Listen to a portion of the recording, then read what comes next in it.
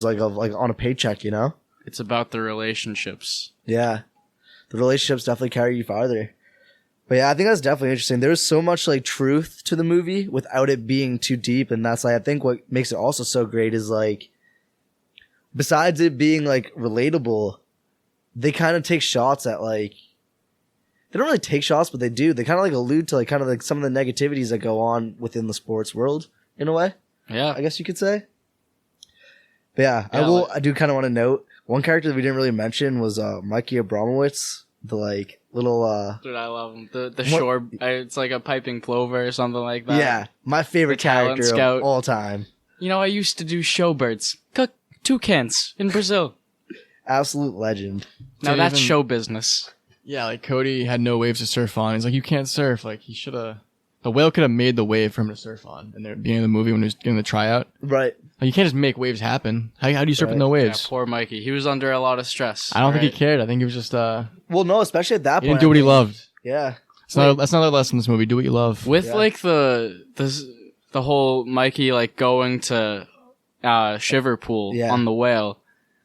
So like how did they filmed the interviews of Cody like before the whale got there? Right. Yeah. So how did he not know like what was going on?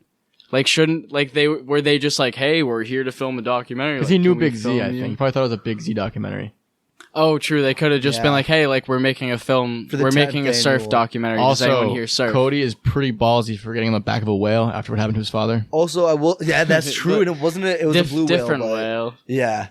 But I will say too, that's like also kind of an allusion to real life too, where like Cody had to make it for himself. You gotta go after it.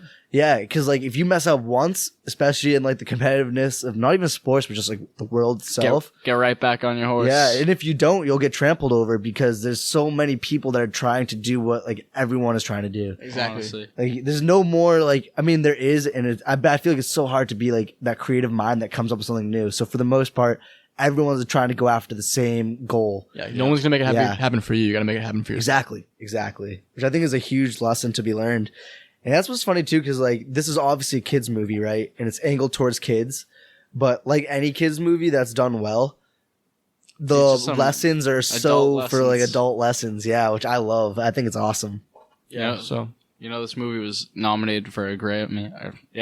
Grammy. A Grammy? No, Grammy, yeah. The music. I mean, honestly, the music in that would have been surprised. Big Z sang a little bit. Yeah. Nominated for an Oscar for Best Animated Film. I'm like, surprised it didn't win. It lost to Ratatouille. Okay, that's okay. That's okay. Ratatouille is another great movie. Love that movie. I didn't realize that was that old. Ratatouille. That 2007 too? Yeah. Wow. I mean, it must have been, right? Same year, yeah. Yeah, honestly, I'd say Ratatouille is honestly one of my favorite movies of all time. Ratatouille, I don't know if it's slept on for anyone who wants to let me know if you also do this, but Ratatouille is one of the best hangover movies. Hangover movies? Yeah. Okay. One time I woke up, we were at Zach's New Hampshire house. Okay. I woke up at like 6 a.m. because sometimes, you know, after a night it just kind of happens. You wake up and you're like, well, you wake up for sure. I might not be going back to sleep. So I went downstairs, popped in Ratatouille, laid down on the couch, and I felt great. Hell yeah. I was renewed. You're also clanking some weights at like 6 a.m. Wakes people up, right, Steve? Listen, I didn't have access to a gym. It was quarantine. I was like, I gotta take this opportunity while I got it. Grind season. Grind never stops. Grind don't stop. But yeah, I mean, I think that's interesting too because where you said Ratatouille the same year, those two movies, so Surf's Up and Ratatouille, both animation styles, A1 I'd say, like done very well. For sure. And did you say Surf's Up was not Surf's Up? Happy Feet you said was a year before Surf's Up? Yeah, I'm pretty sure it came out in 2006, 2005. Okay. Interesting, too, how you can see the progression in animation style, too, between the 2 years. Well, yeah, Happy Feet was very different style. It was less cartoonish. Right. Yeah. It's more like supposed to look like real penguins. Which, I mean, I liked Happy Feet, but it wasn't my favorite. Nothing really, like, stuck with me with that movie. Yeah. Also, just throw back to my favorite scene. I actually kind of forgot about this, but when Cody stepped on the sea urchin and they cut to this, and they go, yo, he stepped on a sea urchin, and he goes, sea urchin says, stepped on me. Are you kidding me? Guy was dancing on me.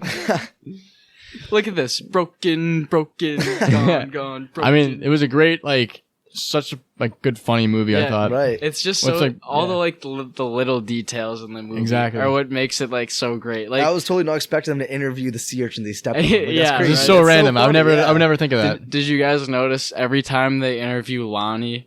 And she has this, like, it's a live squid as the life preserver, and its eyes are, like, moving around, and it has personality. Oh, yeah, when I actually noticed that in one of the early scenes when Lonnie's like, yeah, I've never actually lost anyone on the job, and the squid, like, rolls its eyes, like, making fun of her. And then 2 seconds later, the, like, chubby penguin starts drowning again.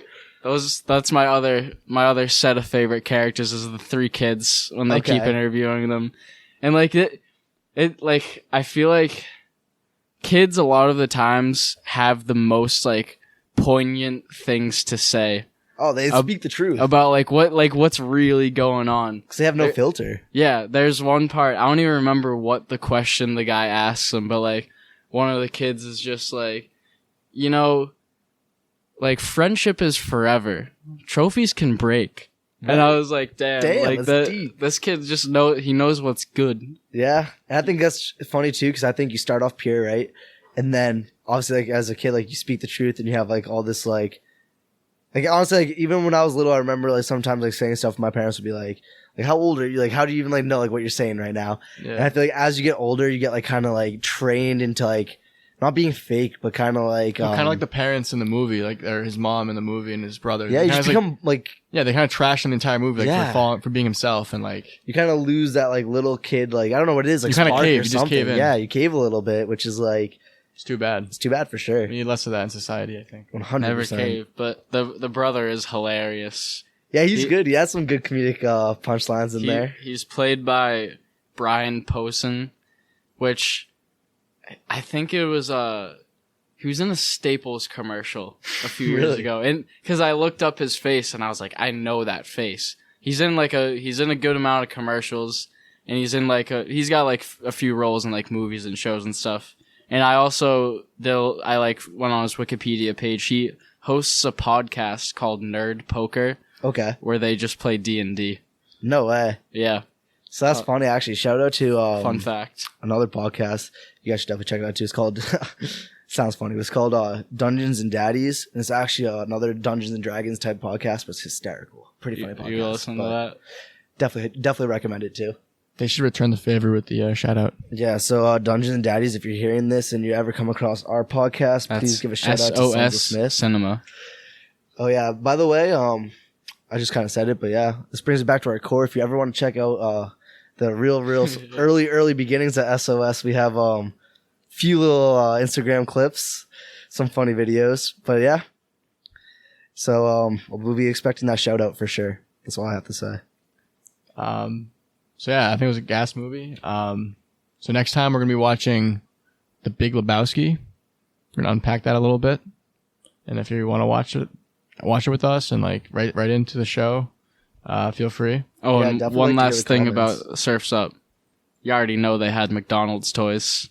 Oh, dude, did they? They did. I don't remember them, but that was another thing. McDonald's toys, like in the marketing. They used to be like I got a Arthur CD from Wendy's or McDonald's one time. Yeah, and I played that so much, and now it's like they were like quality back then. You know what? Don't at me, but I think with the decline in movies, also went the decline in McDonald's Happy Meal toys, and I think that there's a big correlation. I would not say it's a coincidence. Therefore, McDonald's runs the entire world, basically. Also, kind of go back into it. Just like corporations in general kind of lose, like, loyalty in corporations is kind of decreased. Like, in the past, you'd be at a company your whole life. Right. Now it's like you're there for a couple of years, and like while you're there, you're applying for some other job for a higher salary. And it's kind of same thing with like in basketball, like people used to stay in the same teams. In football, now it's everyone kind of out for themselves. Everyone's kind of their own brand. And like no one really has like any loyalty to like corporations aren't loyal to the employees aren't loyal to the corporations. And like I feel like that's just kind of I think that's the pace of life now because if you think about it too, it's cheaper, I think. Yeah, because if you think about it too, less quality. At least our generation, not many kids are looking for like permanent homes right now. You know, it's really just like that, and also cheap apartments or cheap like spot for now, and it's like you keep. Nothing's permanent, I feel like, anymore, which is such a weird trend of like the way the world's gone. But I feel like it's just like temporary little like Yeah, like pleasures. Yeah. Like it used to be like you get married at like 20 and like you were with that person your whole life and you like went through it. Like you just good and the bad and the ugly. Great movie. But now it's like no one wants to get married. Like people get divorced all the time now. It's like, yeah, the times have changed, I think. I'm sick of this modern lifestyle. I'm 20. I just turned 20. Somebody come marry me. Right now. Literally. Like if you think about it, like, especially if we're going to go based on, like, if we bring it back to St. Elmo's Fire real quick, if we were on their timeline, we got, like, what, 4 more years to make stuff happen? And we got to start thinking about what, wifing someone up and starting our lives, settling down. Like, that's crazy. It's funny how, like, that's also not really a thing of today. Like, yeah, you still got that a little bit that goes on maybe with some people, but more so people are thinking, like, way long term, like, 28 maybe. I don't know. Like, think about starting to settle down. I feel like a lot of people... Just in general, they're not like in the long-term stuff. They're kind of just like, no, yeah, it's kind of wild. What was your guys' favorite song in the movie? Oof. Hold on. Okay, so if we're gonna do this, I gotta quickly run through them again because I don't also want to say the wrong name. The opening song. It was a fire soundtrack. Very good. All right, hold up. Give me 1 second. Wait, hold on. They have they have a Pearl Jam song. You can't really go wrong with that. Some Incubus. They do have some Incubus. Drive. I love that song. song. It's a great song. That's when he's making the surfboard overnight. Yeah.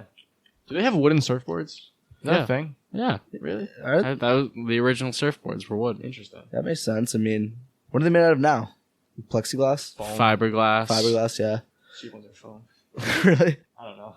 I thought they were. Well, yeah. Fair.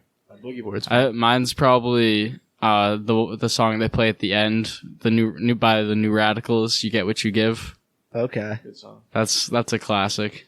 Why am I like into Yesterday by Sugar Ray? Is that one pretty gas? Because I feel like that was a pretty gas one. It was. Maybe my favorite. I don't know. Either that or one of the Green Day songs, honestly.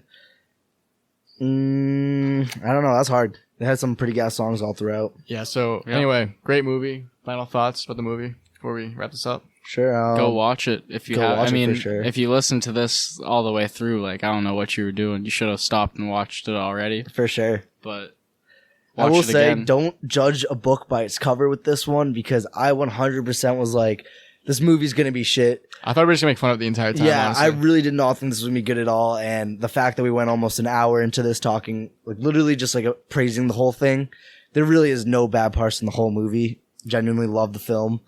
I'd say for an animation, it's up there. I gave it like 9 out of 10.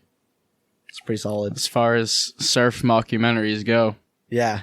might be number one. It honestly is just like a freaking cool ass Might concept. be the only one in the genre, but still. I think so. It's very unique. Yeah. Not gonna give it a Exactly. number, but it was really good. That's the testament to it. It's the only member of its genre. It was so If you good they get couldn't even specific try to enough, make another one. And when they did try with the Surf's Up 2, it's probably flopped. So sos.cinema.sos@gmail.com if you want to email us. We might read it on the podcast if it's a good email. If you want to email. send us hate mail, Please send us some hate mail. Just blow us up. I kind of want to read some funny stuff. You'll make our day for sure. Please do that. Also, if you want to suggest a movie, we would love suggestions. Yeah, Try to make them, not to tell you guys what to do, but try to make them like obscure movies that maybe we haven't even heard of yet. But yeah, that'd be awesome. We would love that. So yeah, thanks guys. Thank you for watching. Peace.